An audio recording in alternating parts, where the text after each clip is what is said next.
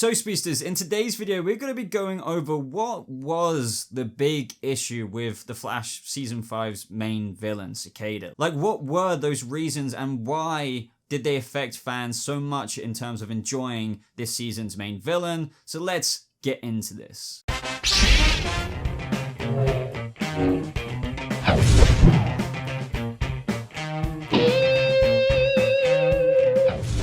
How's it going, Speedsters? Welcome to a brand new Flash video. So I've wanted to talk about this for a little while now, and I'll be coming out with quite a few other Flash ideas about Season 5 as we head into Season 6, just reflecting back on it. But it's no surprise that Cicada wasn't exactly the best villain for a lot of people. Now, I'm not speaking on behalf of everyone. This video is truly just exploring the biggest flaws. Not everyone has to agree with it, but I do want to spark a conversation down in the comments below after you hear these biggest points. Do you agree with them? I don't go over every, nitpicky detail of why this contributed or to why that contributed with it. It's mainly just the biggest reasons and why it let the main villain down so much this season. So for this video, guys, get a coffee, get whatever your favorite drink is, and let's reflect back over what let Cicada down the most. So I know what you may be thinking, Boba, don't we already know that Cicada was a disappointing season villain? Why are you talking about this? Well, I want to get into as to why this happened. Why was Season 5's main villain with a cool glowing dagger and quite a few cool powers, to be honest,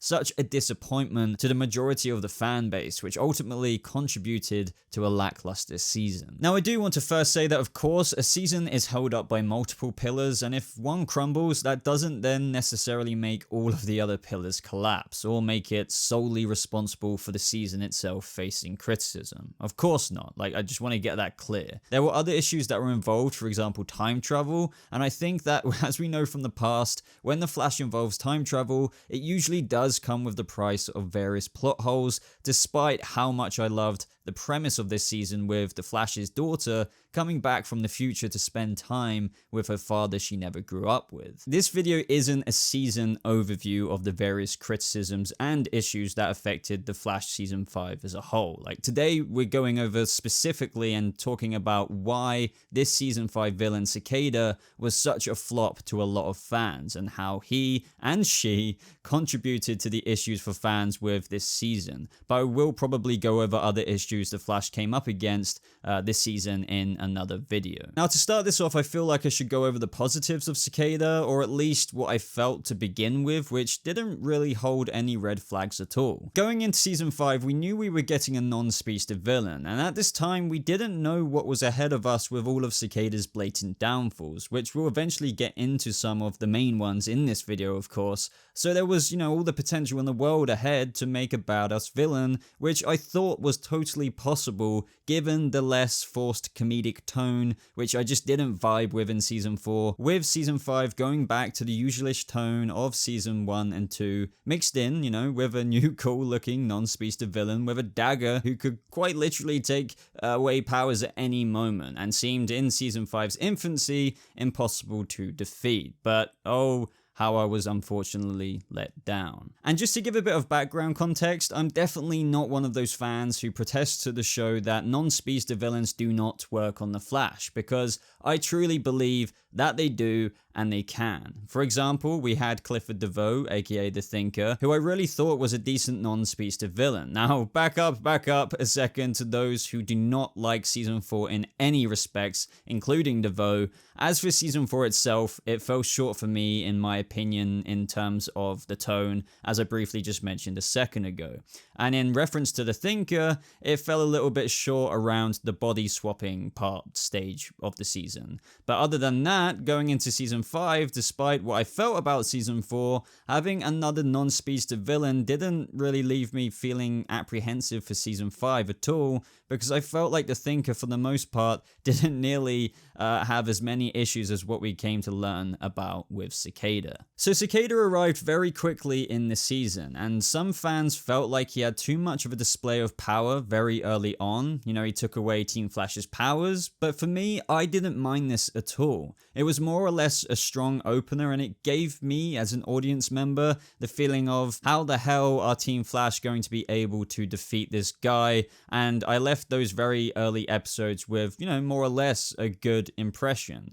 I feel like setting up a villain very early on with a strong flex isn't really a bad thing. I mean, I can see on the other side of the fence where people may be coming from, perhaps, you know, displaying the season's main villain, mopping the floor with the whole of Team Flash may seem a bit premature, because then what are they going to do for the rest of the season? Just repeat scenes like this in different checkpoints?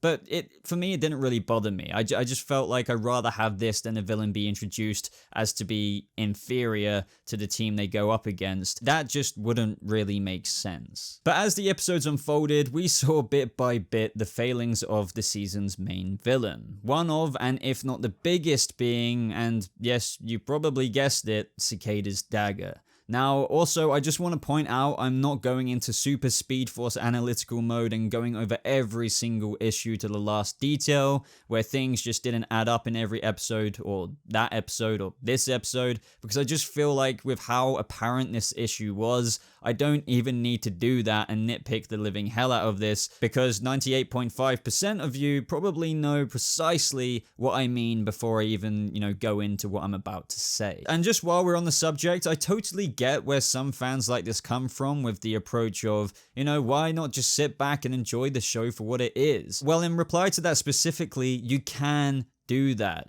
I actually try to do that to the best of my ability and glossing over some of the minor plot issues in my episode reviews. But there comes a time and place where you just can't refute the painfully clear issues this presents with regards to the dagger, and also what I'm about to get onto with, you know, you probably also guessed it, the biggest meme of the season, the Cicada to infinity and beyond. Throughout the season, it just became so painfully obvious, and almost to a point that it felt like, is this show trying to treat its fans as if we're stupid? Now, I'm sure there's going to be comments out there, so I'll address this now, just in case there is a, but Boba, the dagger had to be held for the powers to be dampened, or just something like that.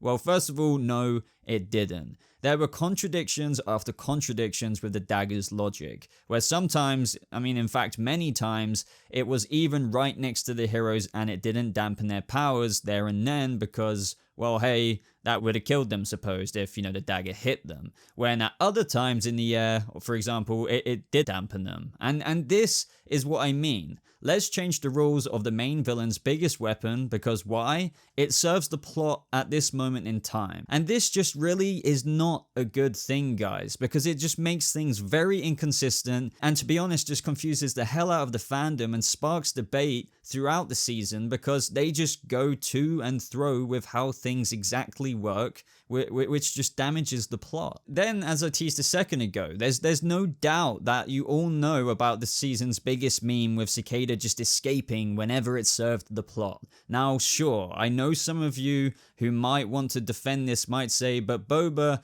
if he didn't fly away there and then, why would there be, you know, a rest of the season if they apprehended Cicada?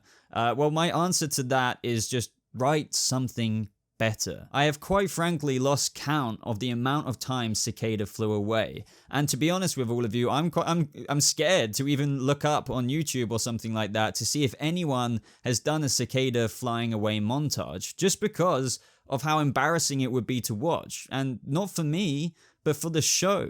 The biggest issues here that I feel also infuriated a lot of fans is that it just completely makes our heroes, like Barry Allen and Team Flash, just look so stupid in the moments he flew away. For example, hey, we just took down Cicada, he's laying on the floor, let's go have a hug, Nora. We don't need to put metahuman cuffs on him before doing that. It's not like he's done this 10 flipping times before this very moment. We're not smart characters. I mean, we used to be and occasionally are, but not right now. We're not smart characters and we haven't learned a thing. So they continue to hug, turn around, and see Cicada go to infinity and beyond, and look up with the most unbelievable shocked expression on their face. I mean, what the actual I mean, if this happened once or twice, I would understand it. And I did right at the infancy of this season. And I let it go. But this happened again and again and again and again and again and again. It's just downright flawed. This is where I think most fans were just more or less completely done at this point. It's such an unattractive aspect to have in a show when this season seems to completely undermine our characters over and over again. Now, as far as the story for Cicada, it was more or less a good premise. This guy, Orlin Dwyer, was living a crummy life, didn't really take care of himself at all, but then he had to take Grace in due to the death of her parents. Now, I personally really enjoyed these flashbacks. This then forced Orlin to turn his life around and he had a newfounded appreciation for everything, but then, you know, tragically was involved in the satellite incident from the end of last season, thank you DeVoe, which, you know, put Grace into a coma and made him blame metahumans and want to eradicate them all. So as far as this goes, honestly, that's more or less completely fine and good enough motive for a comic book villain to start. There's been much cheesier ones from even your favorite characters as to why they went, oh hey, I'm a villain now. Now, there was also a twist where it turns out that Grace's parents weren't even killed by metas deliberately, which, you know, also was okay enough because lo and behold, it started to change Cicada's mind about things. But there were just also a lot of other issues this presented when swapping over to Cicada, or, you know, Grace becoming the new Cicada. Now, as I said, I'm not going to go down this rabbit hole too far as it involves other criticisms with the season in terms of adding up time travel, which is another video to be honest. Now, as for Chris Klein's performance for Orlin Dwyer, or should I say Cicada, the main villain, I initially thought it was, you know, satisfactory for the CW's Flash. In the first couple of episodes, it was fine, even with the first couple of smolders, but I don't understand as to how or why the director or whoever directed whatever episode they were in thought it was okay to continue with that. Now, to play devil's advocate here, surely, you know, maybe some could add in the aspect of, oh, it's comic booky to have a close-up zoom in of Chris Klein's face ever smoldering with, you know, the line of something like, oh, I'm gonna kill them all. But I have to disagree with that. I just don't understand how they didn't realize how cheesy this was at a certain point in the show. I mean, I truly believe Chris Klein would have had everyone on board if the show let him dial back his performance just a little bit less with the intensity of the way he delivered a lot of his lines and smolders. Now, I'm not saying this was completely the director's fault. I'm not saying it was completely Chris Klein's fault. Whoever's decision it was to do that, somebody should have identified to dial it back a little bit. But as I said, I'm not going to go too heavy on this because, as I said, I really enjoyed quite a lot of the season with Chris Klein early on. You know, I thought he was great in the flashbacks, but eventually, and from what I've read from a lot of fans, this 100% contributed to taking people out of being absorbed into this main character as a main season villain. So everyone, I'm going to end the video there just because this video is getting on way longer than what I kind of wanted it to. And I've already spoken quite a lot about those biggest issues, but there is a lot more that I could have gone into. For example, I didn't really touch too much on Grace-Ada, or, you know, Cicada, whatever you want to call her.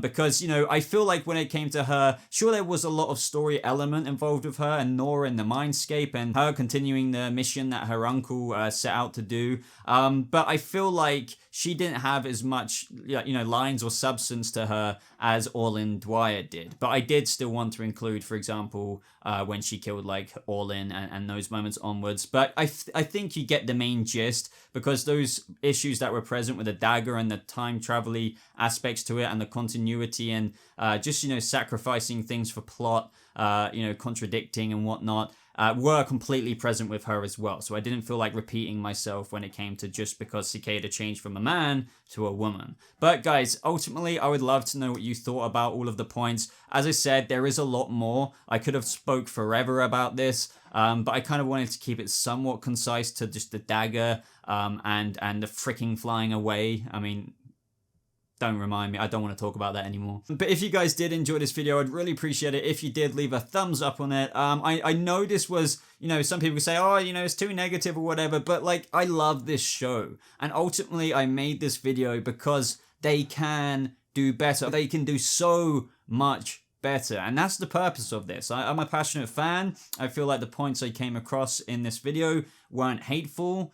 It was just criticism. It's just pointing out blunt criticism, or should I say, I'm putting it very bluntly. And I hope a lot of you understand that.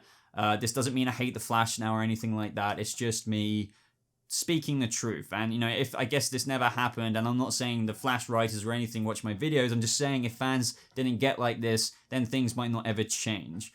So I hope you guys understood my points. I hope you liked the video. Subscribe for more Flash content like this coming out over the summer. And other than that, Speedsters, hope you have a lovely rest of your day. Thank you so much for watching, and I'll see you in the next video. Goodbye.